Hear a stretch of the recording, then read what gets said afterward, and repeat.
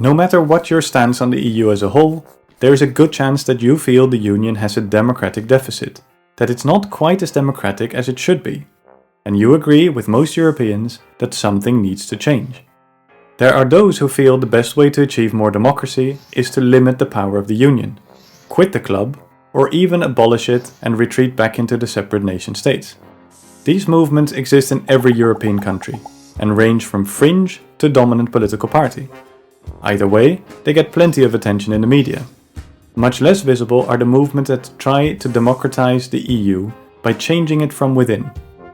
These are the disruptors, who are looking to overhaul the Union and create a truly international democratic structure. Welcome to Ciceroni. If you like our videos and would like us to make more, you can help by subscribing to our channel or even becoming a patron. While Salvini, Farage, Orban, Wilders and Le Pen are grabbing headlines with their nationalist stands that you can hardly have missed, there's a good chance that you have not come across some of their more progressive counterparts, who plan to change Europe in a different way, by innovating and reshaping the political system. In this series we'll talk about three parties that have made some headway in recent years: the Pirate Party, Diem25 and Volt. These disruptors have different backgrounds, origin stories, methods and ideals, but they have one thing in common.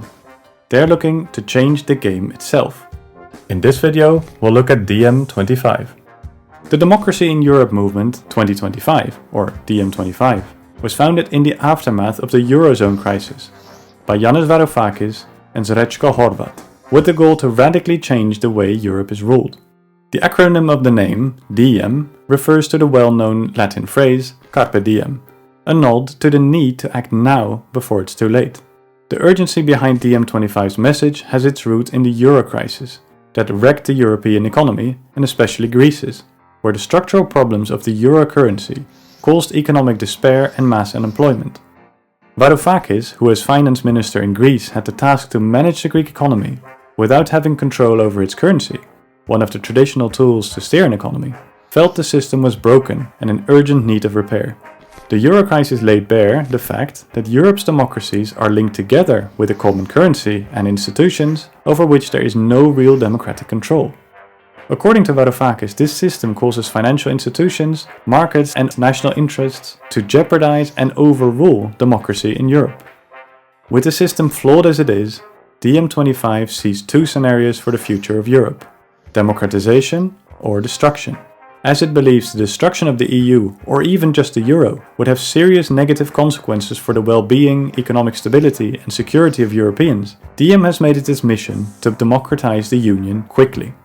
The way Diem25 first aimed to achieve this was by uniting parties and groups throughout Europe under a common declaration and a set of goals. So it differs from the other two in our lineup, as it did not per se unite parties under a common party name, but rather formed an alliance throughout the Union. However, since 2019 the way of working has shifted to building a party. This doesn't necessarily mean you couldn't have voted for Diem25 directly already. In 2019 Varoufakis did run in the European Parliament elections in Germany under the name Democratie in Europa.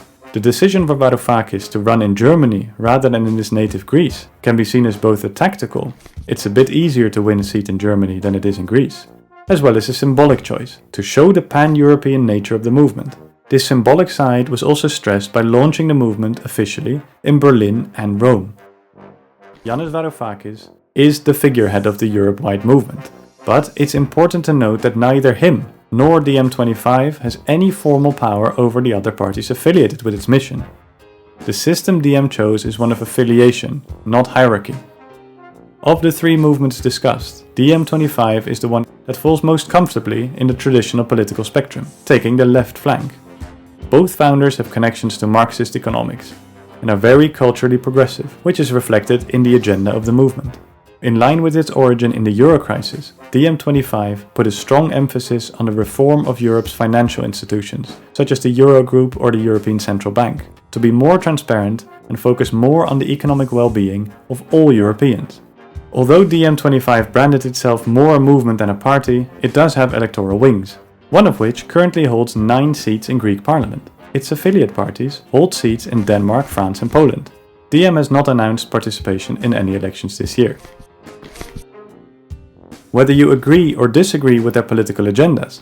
These innovators are bound to have an influence on the way we run democracy in Europe. So what do you think their effect will be? Let us know in the comments.